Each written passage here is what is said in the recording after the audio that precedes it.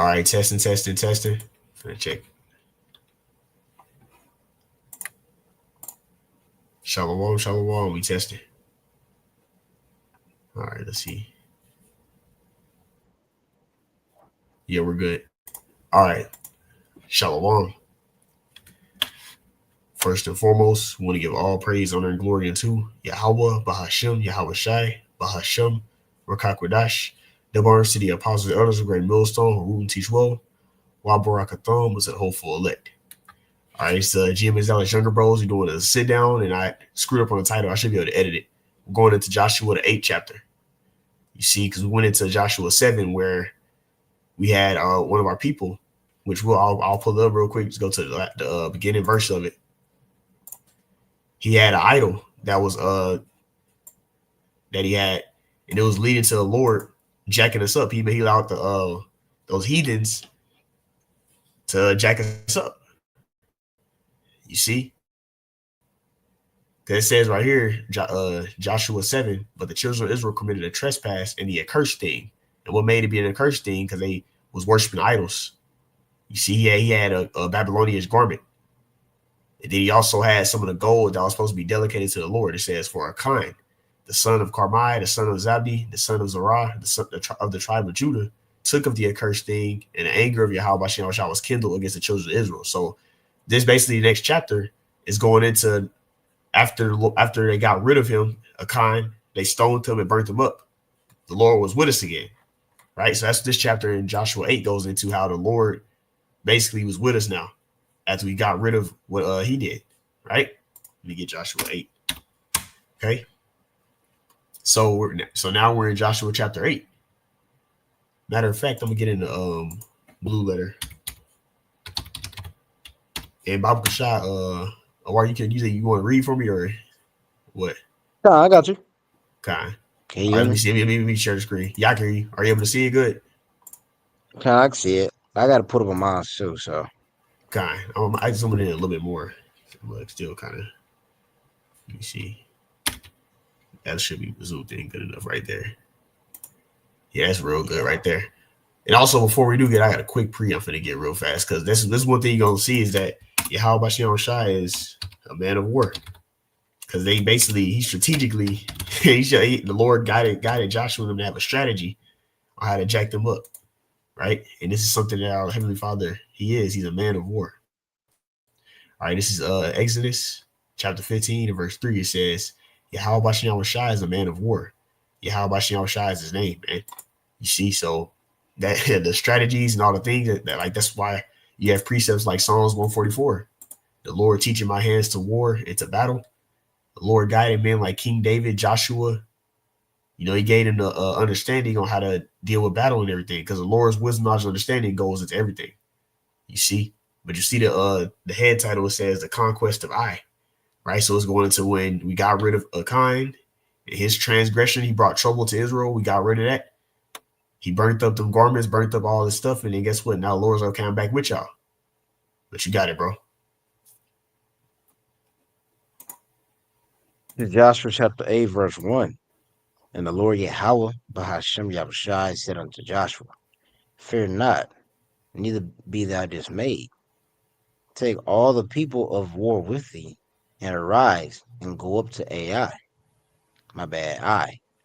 See, I have given into thy hand the king of Ai, and his people, and his city, and his land. Mm-hmm. Keep going. Verse 2. And thou shalt do to Ai and her king as thou didst unto Jericho and her king. Only the spoil thereof, and the cattle thereof shall ye take for a prey unto yourselves. Lay thee an ambush for the city behind it. Yep. So the Lord actually sees. So you see how Akan on the previous chapter, he tried to take gold and take stuff already, but the Lord had stuff to where he actually gave us some things. And when we come to Ai, once we would subdue them, he would give us some spoils. Right? And I'll get that word spoil real quick. So all it took was just a kind of just wait. Because the Lord's going to give us things, but he wanted to, have stuff, have some stuff already. I want to get that word spoil. I'm going down to it. Let's see where it spoils. for prey. No, spoils. Here we go. All right, this is that word spoils. It says Strong's H79. Wait, H7998. All right, it says Shalal. All right, you come down here. It says prey, plunder. Oh, it says gain, right? It says booty, spoil, plunder of war. Now, when a pirate would go, how you had in pirate movies, whenever they would take over, they trying to take a lot of the goods, the goodies, the gold, the money, like the money. You see, so that's what happened. As a matter of fact, I'm finna get this definition right. I'm finna get some definitions on this. Let's get that word plunder. What does that mean? What's that word plunder mean? Oh yeah, check this out. Plunder. It says steal goods from a place or a person, typically using force in a time of war or civil disorder. Right. That's what pirates would do. So that's a term they'll use for like pirates. It says loot, raid, ransack is what were we doing? The Lord was having us go on a conquest. You see, we was gonna subdue these nations, but he said, hey, take you some shalal. You see, by force, taking the goods, the goodies. So we can go back. Add a preset real quick. Kyle, what you got? Could you get Sirach 2? Just land back and off the point you made, how the Lord, he was going to give us the booty. You see, the spoils, but it wasn't meant for us to get any when we went to go take down Jericho. And like you mentioned, how Khan, he didn't wait.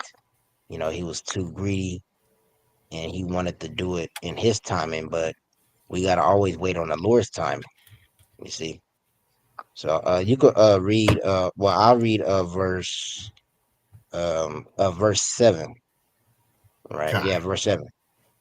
So this is Sirach, also known as Ecclesiastes chapter 2, verse 7. It says, "Ye that fear the Lord, wait for his mercy, and go not aside, lest ye fall." You see? So because that was a display of no fear. A kind display that he didn't fear Yahweh Bashar because he didn't want to wait upon the Lord's mercy. He didn't want to wait for the Lord to give him the goods, the spoils, the reward. He wanted to take it in his own power and do it himself. Because, like the priest mentioned, we took down Jericho. The only thing that we kept was the gold and silver, and that was given to the Lord. But as when it comes to the Lord's like, okay, you gonna get when you read it in Joshua, he said, well, you gonna get the cattle, the prey, we getting stuff. You see, but it all took a matter of time of patience. Scripture speak about we have need of patience. Even when you as a matter of fact, I got another one real quick. I think it's in Hebrews 10. I think could you get Hebrews 10 Bible shot real quick? 35. Yeah, how see the spirit? Yeah, I already knew you was going This with that. the spirit. The spirit, man. The spirit, man. Yeah, Hebrews 10:35, man. Spirit, the spirit.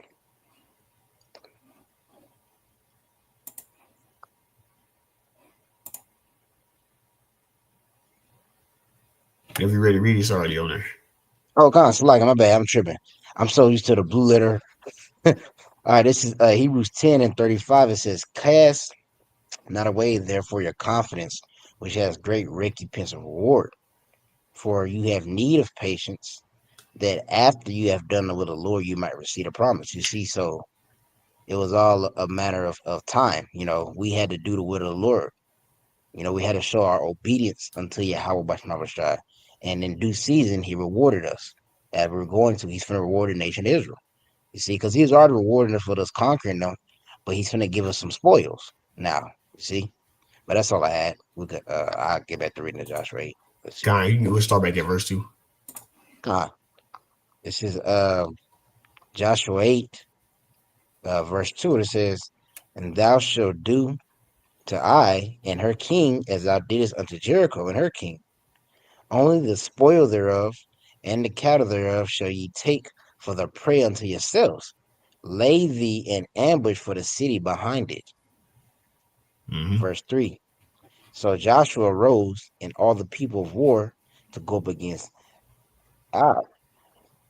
And Joshua chose out 30,000 mighty men of valor and sent them away by night. Yep. So the Lord, they basically sent the top warriors, the top men of battle. All right, because like ultimately, we're an extension of the Heavenly Father. So the Lord's people are warriors. You see, I'm gonna get that Yep. word valor. We were like, hey, the Lord's men is a whole bunch of mighty men. That's why you got the house of David. It speaks about that. Amos, the ninth chapter. Because when in King David's rulership, David had all those mighty men, and we were doing all the heathen nations. So we're getting ready to do that again with Yahushua on his conquest. All right, this says Valor, right?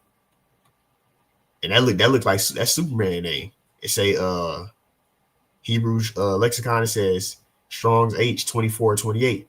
It says Halal with no Kayalal. Kayalal. That's Superman name. Because we basically Superman.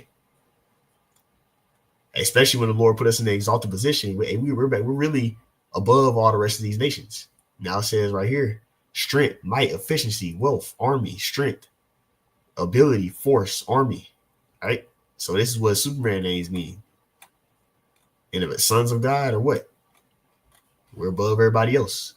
And I'm gonna get that word super real quick. That's actually let me see, super etymology real fast.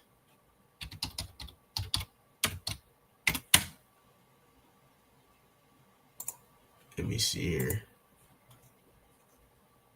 Let's see. I'm gonna just get the definition. Here we go. There it is. That's what I'm looking for.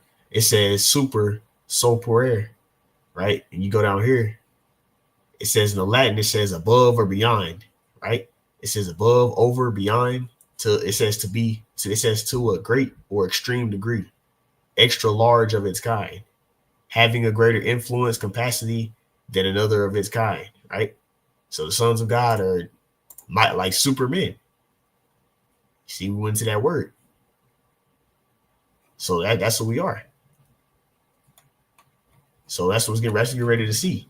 The Lord's gonna bring the son, put the sons of God back in that power estate, that powerful position, like valor. You see, or higher law. When Yahushua gives those new bodies, we're gonna come and subject all these heathen nations, man. But this is just an example of when the Lord had put us in a strong spirit right now, so we can take down these nations and get these heathens out the Holy Land. But you got it, bro. Looking at Joshua chapter 8, verse 3 now says, so Joshua rose. Well, I read verse 3. Verse 4 You read it again. says, okay, Yeah, Joshua just 3, segue back. 83. Joshua 83 says, so Joshua rose and all the people of war to go up against Ai. And Joshua chose out 30,000 mighty men of valor and sent them away by night. Verse 4. And he commanded them, saying, behold, ye shall lie in wait against the city, even behind the city. Go not very far from the city, but be ye all ready. Mm-hmm. The Lord's giving Verse him the 5. strategy, the game plan that he wanted to do to take down the nation. And this is how you know that, like, if you look at it, a common concept. King David, Joshua, a lot of these men, they always wait on the Lord. Lord, what shall we do? How should we do this? They that's how you know they was relying on the Lord's saving power. They knew that the battle was in the hands of the Lord, like King David said. So Yeah. they was listening to exactly what the Lord was saying. His strategy. We ain't trying to do our own shit, because every time Israel tried to do their own thing, it didn't work out. You got it, bro. Yeah. Yeah, the Lord, he's a grand master at chess. As a priest pulled, the Lord is a man of war. So verse 5 it says, and I and all the people that are with me will approach unto the city. And it shall come to pass when they come out against us, as at the first, that we will flee before them. For they will come out after us until we have drawn them from the city. For they will say, they flee before us as the first. Therefore, we flee before them. Oh yeah, keep going. We will flee before them. Verse 7. Then ye shall rise up from the ambush So like, then you shall rise up from the ambush and seize upon the city. For the Lord Yahweh, Bahashem Yahushai, your power will deliver it into your hand. And it's just like and one thing that makes you think about it is just like this. Like if there's let's say somebody's like animal, for example. Let's say a lion goes way too like super far from his den and he got his little cubs in there. Shit, if another animal come in there and the other lion is too far, they're gonna be they had their way with it. Or if a bird goes too far away from its nest, and then a fucking snake or something come in there, that snake gonna have a field day in there. So basically, the Lord had set up to where we drew them out. They thought the Lord was deceiving them. They thought they was gonna have us. It was, oh, yeah, we got these dudes. They was chasing after us. All the men came out of the city, and then now it's like the city just is open, and the Lord had the rest of the other men hiding to be able to come and ambush it right when they all came out. Because when everybody's on guard and ready to go, it's gonna be way harder to take over somewhere. But when they're not expecting it, they all outside of the city. Then now it's easy to take it over. So that's basically the strategy the Lord had us do. Because it said, like, read it again right here. It said, for they will come after us in the 6th verse till we have drawn them from the city, for they will say, flee before. Matter of fact, let's get NLT real quick. Get NLT. Yeah, go to 6 real quick. It's Joshua 8:6. It says, we will let them chase us until we have drawn them away from the town. This is NLT, by the way. For they will say, the Israelites are running away from us as they did before. Then while we are running from them, you will jump from your ambush and take possession of the town, for Yahweh Bashem will give it to you. So basically, they leave in guard. They thinking that they got us. Little they know the city just is open. The Lord I had a lot of the men hiding into that moment. But you got it, bro. In Joshua 8 in verse 9, it says, my bad, I'm read verse 8. It says, and it shall be when you have taken the city that you shall set the city on fire. According to the commandment of the Lord, ye shall do. See, I have commanded you. This is the Lord's plan. You got it. Verse 9, Joshua therefore sent them forth, and they went to lie in ambush, and abode between Bethel and Ai, on the west side of Ai. But Joshua lodged that night among the people. Keep going. And Joshua rose up early in the morning and numbered the people, and went up, he and the elders of Israel, before the people of Ai. Yep, so basically, check this out. That was the plan for him to go up there and then, like, yeah, we trying to attack y'all, and then basically they'll start trying to chase them out because they did it before. So you gotta realize these heathen, they trusting in their own might. What they did, yeah, we had them things running, and we gonna jack them up. And little they know that was the plan of the Lord, and that's how and the Lord also had to be with Joshua too to be able to flee because he was like the top. You already know they ain't finna have no they gonna have like men that's guarding the city, that's guarding the country ain't finna be no low level warriors. These some top level warriors. So Joshua and the men that was with him was able to come against them and then just flee. They was chasing Joshua and them, so that in order to be able to survive that, yeah, you got to be on the level for that, man. And that's how you know Yahweh Bashem was with him. Because highly trained warriors, they go on manhunts all the time. That's nothing for like going jack up somebody. But they was chasing Joshua and them, and they was able to get all the way to where they were trying to go. Let me see. I'm gonna pull up a quick picture real fast. You can keep reading though. All right, okay. Joshua 8 and 11, it says, and all the people, even the people of war, were with him, went up and drew nigh and came before the city and pitched on the north side of Ai. Now there was a valley between them and Ai. Yep. And he took about 5,000 men and set them to lie in ambush between Bethel and Ai on the west side of the city. Oh yeah, and that's what happened. So it was basically that. So they were with him, and they came before the city. They were waiting, but then off that signal, they were gonna get those heathen, the heathenists over there to come and chase after them. Cause like you gotta realize these heathen, when the king seen that, he's like, oh, these niggas came back. We finna jack these dudes up like we did last time. I believe they killed about like 30 of us, 30 something of us. It wasn't a large number. They jacked up, but like Israel knew that the Lord wasn't with us because they was getting slain. So it was like, oh yeah, we drew back. When you go into Joshua the 7th chapter, you got it, bro. God. Where you at? 13 or 14? Verse 14. God. Yeah, God. Yeah. Joshua. Now I'm at verse 13. And when they had set the people, even all the host that was on the north of the city, and their liars, and wait on the west of the city, Joshua went that night into the midst of the valley. We'll read some of the NLT for you next couple verses. All right, next couple verses in NLT. Okay. Where we at? Joshua 8 and 14 in the NLT. It says, when the king of Ai saw the Israelites across the valley, he and all his army hurried out early in the morning and attacked the Israelites at a place overlooking the Jordan Valley. But he didn't realize there was an ambush behind the town. Yep. Joshua and the Israelite army fled toward the wilderness as though they were badly beaten. So it was a plan. So to be able to flee, and these, the king didn't send no low-level dudes. He sent like top warriors, but the Lord was with Joshua and them to be able to do that, man. All right, Nawas. This is Strong's H 5127. It says to flee, escape, to it says to take flight, disappear, depart, to put to flight, drive hastily, to cause to disappear, to hide. So that just shows you the level that these men Joshua was on.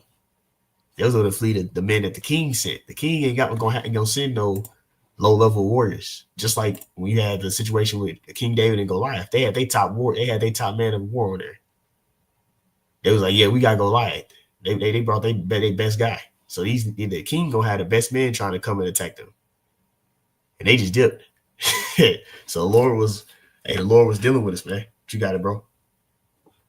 All the men in the town were called out to chase after them. In this way, they were lured away from the town. There was not a man left in Ai or Bethel who did not chase after the Israelites, and the town was left wide open. Oh yeah, so the Lord's plan worked very good because where there's no men are known as the providers, the leaders, and protectors. No, regardless of what this world will tell you, the men are working the most important jobs, man. The jobs that keep everything running. They would do trades. Men are in the law enforcement. They're military. Men are the ones who provide, lead, protect everybody. So when you take away the provide, the leading, and protection from a city, it's through. It's done. That's how you know these women's gonna get jacked up in Babylon and Great America because they ain't gonna have no man. Yeah, that's why I'm saying that Isaiah 3. Isaiah 3. Yeah, Isaiah 3. How they gonna be go to war? That's mean that Babylon gonna be left for grabs. It's already a city without walls. How much more you take the military away due to war? Yep, and it's gonna be all out chaos here. Yep. You got it, bro. It's Joshua 8 and 18. It says, then the Lord Yahweh Bahashem Yahushai said to Joshua, point the spear in your hand toward Ai, for I will hand the town over to you. Joshua did as he was commanded. So he was obedient. So since he was obedient, what the Lord was allowing, he was just allowing Joshua to be able to take these nations down. The plan went perfectly as expected because they did what? The Lord's will. Joshua didn't do things his own way. Oh yeah, I'm finna do this at this time. No, he did exactly what the Lord said. So this is an example of the obedience that Joshua had, and it led to the Lord being with them. You got it, bro. I got some. As soon as Kyle, what you got, bro? 1 Samuel 15:22. All right, got it, bro. I'm pulling it up. Okay, yeah, I'm gonna read it. Let me see. Okay, yeah, I'm reading it.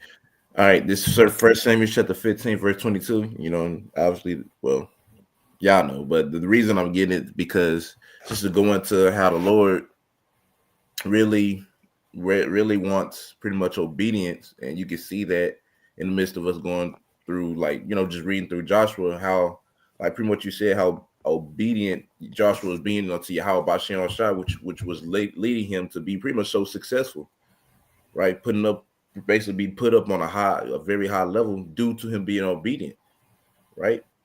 I'm going to read the first Samuel chapter 15, verse 22. It says, and Samuel said, hath the Lord, hath Yahweh as great delight in burnt offerings and sacrifices, and as in obeying the voice of Yahweh? Behold, to obey is better than sacrifice, and to hearken than the fat of rams. And it's going into how like Joshua, Joshua, him being obedient, because that's one of the biggest thing you notice is that how obedient he is to Yahweh Shion Shai. Because you pretty much said it on how dang it, what did you say? You said pretty much how Joshua wasn't trying to do his own thing. That's what it was. Joshua wasn't trying to do his own thing, which led him being pleasing in the sight of Yahweh Shion Shai. That's why Yahweh Shion Shai kept letting him know, I'm gonna be with you. It's pretty much as long as you do what I tell you to do, right? And you read that within the first chapter of Joshua, I'm gonna be with you always, like I was with Moses, but only if you're being obedient to him, though. That's the only way he'll be with him. Because what last chapter, is chapter 7, we saw what happened when it really wasn't his fault, but what happened when someone's not being obedient to the Lord, right? The whole nation has to suffer. So so Joshua, he was very strict on that, about like, hey man, do what the Lord say. If we do what the Lord say, we win no matter what. But yeah, that's all I had to say. Y'all got it. Kind of. Yep. We can go back unless you have something. This back in Joshua chapter 8. Oh shit. Verse 19, it says, as soon as Joshua gave this signal, all the men in ambush jumped up from their position and poured into the town. They quickly captured it and set it on fire. Mm-hmm. And I want to get a quick reset real quick, because this showed that Yahweh Shion Shai gave us the perfect game plan. You see, and this is what he's gonna do in this current time.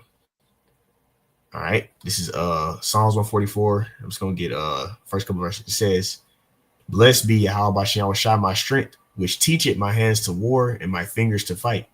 You see, so that's who guides us. That's who led us through this conquest. Even when you go into the earlier chapters, it was the Yahweh Shion Shai. Even when you go into Judges, the same thing. So he's where we get our strength and our might from, not by our own merit and everything, because we always been a mighty nation, but if the Lord wasn't with us, it didn't work. You see, I'm gonna give verse 2. It says, my goodness and my fortress, my high tower and my deliverer, my shield, and he in whom I trust, who subdueth my people under me. So the Lord does it, man. We can go back. Let's try something. In Joshua 8 and verse 20, it says, when the men of Ai looked behind them, smoke from the town was filling the sky, and they had nowhere to go. For the Israelites who had fled into the direction of the wilderness now turned on their pursuers. When Joshua and all the other Israelites saw the ambush had succeeded and that smoke was rising from the town, they turned and attacked the men of Ai. So they put the smackdown on the dudes, man. They start whooping ASS. You see, because the Lord was with them, and we're still in NLT, by the way. You got it, bro. Yeah. Meanwhile, the Israelites who were inside the town came out and attacked the enemy from the rear. So men of Ai were caught in the middle with Israelite fighters on both sides. Israel attacked them, and not a single person survived or escaped. We're gonna go back to the King James. So basically both sides confessed. So he basically, like, football dude get hit from both sides and say, then he got sandwiched. So he basically sandwiched them, man. So there was Israelites behind them that already took over, that burnt the city up, and it was guys that was already, who came out from hiding, who they were chasing, that came and attacked them. And it was all the men. Nobody survived. You got it, bro. Where was we at for? Joshua 8:23. 23, let's get it. Joshua 8:23. And the king of Ai they took alive and brought him to Joshua. Mm-hmm. And it came to pass, when Israel had made an end of slaying all the inhabitants of Ai in a field, in the wilderness, wherein they chased them, And when they were all fallen on the edge of the sword until they were consumed, that all Israelites returned unto Ai and smote it with the edge of the sword. Yep. And So so it was. we just basically we finishing. We're finishing out that. We're ultimately finishing out the conquest. You see, because they like, hey, the Lord. That's what the Lord ordered us to do. We was finishing out the conquest. You got it. John says, and so it was that all that fell that day, both men and women, were 12,000, even all the men of Ai. For Joshua drew not his hand back, wherewith he stretched out the spear until he had utterly destroyed all the inhabitants of Ai. Where we at? Only the We're cattle, in 76. There we go. yeah, only we in 27 now. Only the cattle and the spoil of the city Israel took for a prey unto themselves, according unto the word of the Lord Yahweh, Bahashem Yahushai, which he commanded Joshua. And Joshua burnt Ai and made it an heap forever, even a desolation unto this day. And the Lord always did this. You just common concept. The Lord did this a lot of times because He wanted to make us remember stuff. He wanted to make us remember the judgments which He committed. He wanted us to like keep that in mind. What I did to these nations for you. You know what I'm saying? So the Lord oftentimes had us name certain places or do certain acts, and then He wants us to remember that. And the Lord always mentions like, remember how I did this for the land of Egypt. Remember how I took all the Canaanites out the land. It's a lot of precepts that do that because the Lord likes for us to have it in our minds, His deliverance, and not forget. But you got it, bro. Yep. That's them receipts that prove that Yahweh Bashmawashai is indeed the omnipotent power of the nation Israel. This is Joshua 8 and 29. It says, and the king of Ai he hanged on a tree until evening tide. And as soon as the sun was down, Joshua commanded that they shall take his carcass down from the tree and cast it at the entering of the gate of the city, and raise thereon a heap of stones that remaineth unto this day. Yep, and that's Verse that 30. ultimately to show an example. You know, because that's what they would do to these different kings. They would when they subdue them, they'll take their body, chop their head off, and things of that sort. You read about that in Samuel, Maccabees, to show that we took him down. So people, and also that's another thing too. The Lord did certain things so that He didn't know. Yeah, if I'm with my people, you better back the fuck up, fall back, or you next. And that's even the concept of us having some certain judgments. We did it in front of everybody, so everybody can see. But you got it, bro. Verse 30. Then Joshua built an altar unto the Lord, power of Israel, in Mount Ebal. Yeah. As Moses, the servant of the Lord Yahweh, commanded the children of Israel, as it is written in the book of the law of Moses, an altar of whole stones, over which no man hath lifted up any iron, and they offered thereon burnt offerings unto the Lord and sacrificed peace offerings. Yeah, that's that. Yeah. That look at that. As soon as they got done doing the nation, they immediately started doing what the Lord told them to do. Set up the altar. You know, that's what King David, he was trying to get us up to where he could build the temple. It wasn't gonna be King David that built the temple; it was gonna be Solomon, but he was setting it up for that to happen. You got it, bro. Verse 32. And he wrote there upon the stones a copy of the law of Moses, which he wrote in the presence of the children of Israel. And all Israel and their elders and officers and their judges stood on the side of the ark, and on the side before the priests, the Levites, which bear the ark of the covenant of the Lord Yahweh Bahashem Yahushai, as well the stranger as he that was born among them, half of them over against Mount Gerizim, and half of them over against Mount Ebal, as Moses, the servant of the Lord, had commanded before, that they should bless the people of Israel. Yep, because we was finally getting into that land. This shows the beginning of us getting into the land. The subduing that happened, we was getting there, and it basically said the order of everything had the Levites bearing the ark, the judges, then we had servants and things of that sort. Right? You got it, bro. Verse 34, and afterward he read all the words of the law, the blessings and the cursings. according to all that is written in the book of the law. There was not a word of all that Moses commanded which Joshua read not before all the congregation of Israel, with the woman and the little ones and the strangers that were conservant among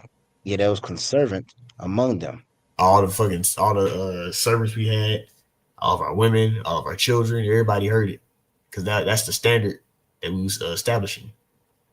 You see, and that's what we're gonna do when this current conquest, when Yahweh Shah returns, he's gonna put righteousness back on the earth. So we're gonna subdue all the nations, and even the ones of our people who were in other places who are not in Babylon the Great. They're gonna get that law put on them. If they don't want to do it, they're gonna die immediately. So that's what we're getting ready to see now in this new conquest. Righteousness is gonna come forth out of Zion, man. But that's all I had. I had anything else, bro? Nah, you got it. Hey, well, Lord willing, it's a lesson edified. I'd like to end it all by saying, call halal, Yahweh, Bahashem, Yahweh Shai, Bahashem, Rukakwadash. Double honors to the apostles, the elders, great millstone, root and teach well. So next time, come out, Shalom.